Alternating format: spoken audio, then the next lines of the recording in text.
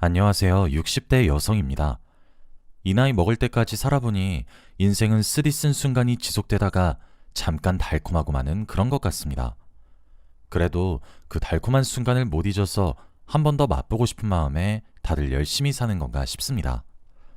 정신이고 육체고 너덜너덜해질 때까지 힘들게 살아오다가 이제서야 저도 제가 살아온 나날을 다시 돌아볼 기회가 생겨 마침 사연으로 보내봅니다.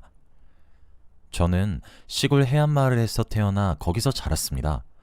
정말 총구석이라고 해도 될 정도로 시골인 동네였어요.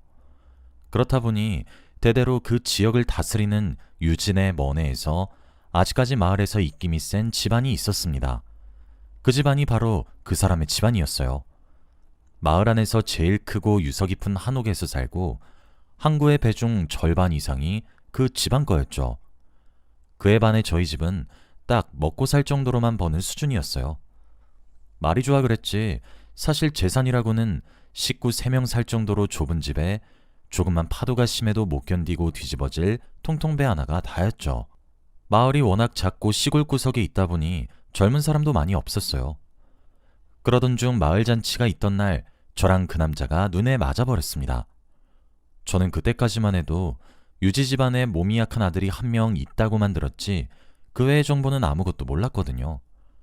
당연히 마을에서 제일 큰 집안인 그 남자네 집에서 잔치를 주관했기에 그 남자네 집안의 넓은 마당을 돌아다니는데 피부도 희고 마른 것이 힘도 못쓰게 생긴 남자가 다가와서는 저보고 길을 잃은 거냐고 묻더라고요. 길을 잃은 게 아니라 집이 너무 커서 구경 중이었다고 말하니까 자기가 구경시켜주겠다고 하는 거예요. 처음에는 여기서 일하는 사람인가 싶었는데 얼마 안 가 그 남자가 이 집안의 아들이라는 걸 알게 되었습니다.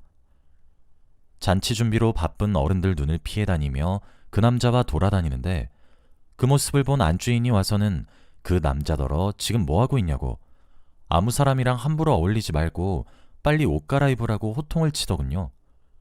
그 남자는 미안하다며 다음에 또 보자 하고 저 멀리로 달려갔습니다. 그게 첫 만남이었어요. 그 안주인이 그 남자의 어머니였다는 건 그 후에 알게 된 사실이었습니다. 그 이후로 몸도 안 좋다던 그 남자는 부모님 몰래 자주 집 밖을 나와서 저를 찾았어요. 제 또래 나이대인 친구가 없어 심심했던 저도 그 남자와 어울려 다녔죠. 주로 바닷가를 산책한다던가 저희 집에 와서 밥을 먹고 간다던가 했습니다. 그 남자네 집이랑 비교도 안 될 만큼 작고 초라해서 너희 집에서 먹으면 되지 왜 굳이 우리 집에서 먹냐고 물어봤어요. 그랬더니 자기는 우리 집이 더 편안하다 하더라고요. 그때 자기 부모님 보지 않았냐며 보다시피 자기를 너무 과잉보호해서 답답하고 숨막힌다고 불평하더군요. 그 남자는 날 때부터 몸이 약해 멀리까지 나가 대학을 다니기도 그렇다고 바깥일을 하기도 무리였고 저도 저희 집 사정도 사정이고 그 당시에는 여자를 대학에 보내는 집이 거의 없었기 때문에 특별히 할 일 없이 고향에 남아 있었어요. 아마도 시간이 지나 자연스럽게 중매로 누군가랑 결혼하겠지 생각하면서요. 그런 만큼 그 남자와 어울려 다니는 걸 두고 동네에서도 괜히 이상한 소리가 나지 않게 조심했지만 젊은 사람이 많이 없는 동네에서 성인 남녀 둘이서 친하게 붙어 다니니 소문이 안 날래야 안 날 수가 없더군요. 솔직히 말하는 거지만 실제로도 저와 그 남자는 이미 서로에 대한 마음을 확인한 상태였어요. 대놓고 말만 안 했다 뿐이지 연인이나 다름없는 사이였죠. 하지만 저는 그때까지만 해도 그 남자와 결혼까지 생각한 적은 없어요. 감히 그럴 수 없었습니다.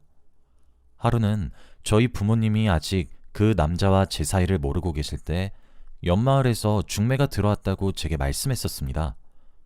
싫다고 해봤자 소용없단 걸 알았던 데다 혼기가 되기도 해서 저는 그 남자에게 가서 부모님이 옆마을 남자와 결혼하라고 하신다고 솔직히 털어놓았어요. 거의 이별통보다 다름없었죠. 그랬더니 뜻밖에도 그 남자가 그러지 말라면서 자기가 부모님을 설득할 테니 자기랑 결혼하자고 하더군요. 예상치 못한 청혼에 놀라기도 기쁘기도 했지만 걱정이 앞섰습니다. 저희 집이 그 남자의 집에 비해 워낙 부족하다 보니 그 남자네 부모님 반대가 심할 게 분명했어요. 저랑 붙어있는 걸 보는 것만으로도 싫어하셨거든요. 그 남자 부모님 눈에는 가진 것도 없는 여자애가 순진한 자기 아들을 홀려서 팔자 펴보려는 수작으로 보였나 봐요. 게다가 저희 부모님도 마냥 환영하지는 않았습니다.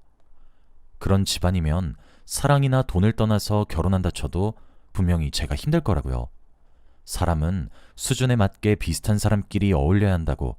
슬프지만 그 남자랑 저는 너무 달라서 운 좋게 결혼해봤자 저만 더 힘들 거래요. 부모님이 뭘 걱정하시는 건지는 저도 잘 알고 있었습니다. 하지만 그때는 서로에 대한 마음이 더 컸어요. 어른들 말씀은 귀에 들어오지도 않았죠. 그래봤자 저와 그 남자가 할 수 있는 건 아무것도 없었지만요. 자기 부모님을 설득하려던 남자는 실패해서 집에 갇힌 건지 아예 집 밖을 나오질 못했습니다. 소식도 없이 며칠씩이나 얼굴을 못 보니 슬슬 걱정이 됐죠. 그러던 중 며칠 뒤 갑자기 그 남자 어머니가 어떤 귀티나는 아가씨랑 함께 우리 집에 찾아와서는 제게 말하더군요. 자기 아들은 이 아가씨랑 결혼할 거라고요. 서울에 이름 있는 집안 고명 딸이라고 소개하더라고요. 그러니까 방해하지 말고 스스로 분수를 깨닫고 물러나래요. 그 아가씨도 절 갓잔 타는 듯 쳐다보며 한마디 거들었습니다. 이쯤 했으면 이노 씨한테서 떨어져 주세요. 이렇게 막무가내로 굴어봤자 이노 씨만 더 불행하게 만드는 거예요. 돈 때문에 이노 씨가 필요한 거라면 내가 대신 줄 수도 있어요. 그 말을 듣고 저희 부모님 품에 안겨 얼마나 울었는지 모르겠습니다. 저는 그냥 그 남자를 사랑하는 것뿐인데 남들이 보기에는 돈 때문이라고 여겨지는구나 싶어서 한없이 서러웠어요. 부모님도 딸에게 아무것도 해주지 못하는 능력 없는 부모라 미안하다면서 절 끌어안고 울더라고요. 하지만 비극은 여기서 끝이 아니었어요. 저는 그 남자의 아이를 가지고 말았습니다. 기운이라도 차리려고 밥을 먹으려는데 입안에 넣기도 전에 구역질이 올라와서 처음엔 그냥 기력이 너무 없으니까 몸에서 밥이 안 받나 보다 생각했어요. 그런데 나아질 틈이 안 보이고 월경이 늦어지는 걸 보고 혹시나 했죠. 혹시나가 역시나였습니다. 임신이었어요. 이 소식을 알리려고 그 남자네 집으로 달려갔습니다. 그때는 이미 아이가 생겨버렸으니 어떻게든 되지 않을까, 어쩌면 결혼 허락도 받을 수 있지 않을까 안일하게 생각했던 것 같아요. 그런데 그렇게 호락호락하지 않았습니다. 그 남자네 부모님은 그걸 어떻게 믿을 수 있겠냐며 뒤에서 다른 놈 애를 가진 후에 감당이 안 되니까 자기 아들 씨라고 우기는 거 다 안다며 뭐 저렇게 함부로 노는 애가 다 있냐고 공개적으로 저를 모욕하셨어요. 본전도 못 찾고 돌아와야 했죠. 마을에는 처녀가 아비도 모르는 애를 가졌다며 제 소문이 쫙 퍼지고 부모님께 죄송해서 얼굴도 못 들고 다닐 지경이었어요. 그런데 그 소문이 남자와 결혼을 약속한 집안의 귀에도 들어간 건지 그 남자의 약혼이 취소됐다고 하더라고요. 다시 기회가 생겼다고 기뻐할 틈도 없이 눈에 도끼랑 분노가 가득해서는 그 남자 어머니가 사람을 끌고 저희 집에 들어와서는 집안 살림을 온통 때려 부수며 말했습니다. 이년이 사람 앞길 망치는데도 정도가 있지. 이딴 수작으로 감히 우리 아들 혼삿길을 막아? 어디 100번이고 그래봐. 저기 거지년이랑 결혼은 시켜도 죽어도 니년이랑 결혼하게 냅두진 않을 테니까. 이리저리 부서지는 집안 살림과 그만둬달라고 싹싹 비는 부모님 모습을 보고 저는 꼼짝없이 울면서 잘못했다고, 하지만 다시 생각해달라고 정말 당신 아들 아이라고 애원했어요. 그 남자의 어머니는 자기 다리를 붙잡은 제 팔을 더럽다는 듯 쳐내고는 유유히 돌아가더군요. 최소한 그 남자에게만큼은 제 임신 사실을 알려야겠다 생각했지만 그것도 실패했습니다. 집안 종들한테서 이미 건너들어 알고 있을 수도 있지만 일단은 아이 아빠인 그 남자와 직접 얼굴을 보고 이야기를 나눠야겠다고 생각했어요. 하지만 불가능했죠. 그 당시 그 남자는 건강이 점점 안 좋아져서 아예 집 밖을 나오지도 못하는 그런 상태가 무려 3년 넘게 지속되어 왔어요. 그동안 저는 그 남자가 자기 아이의 존재를 아는지 모르는지 맘졸이며 지냈었습니다. 매일같이 그 집 대문간에 찾아가 무릎 꿇으며 제발 얼굴만이라도 보게 해달라고 빌었는데도 들은 척도 안 하더군요. 그동안 저는 부모님의 도움으로 혼자 그 남자의 아들을 낳아 겨우 길러내는 중이었어요.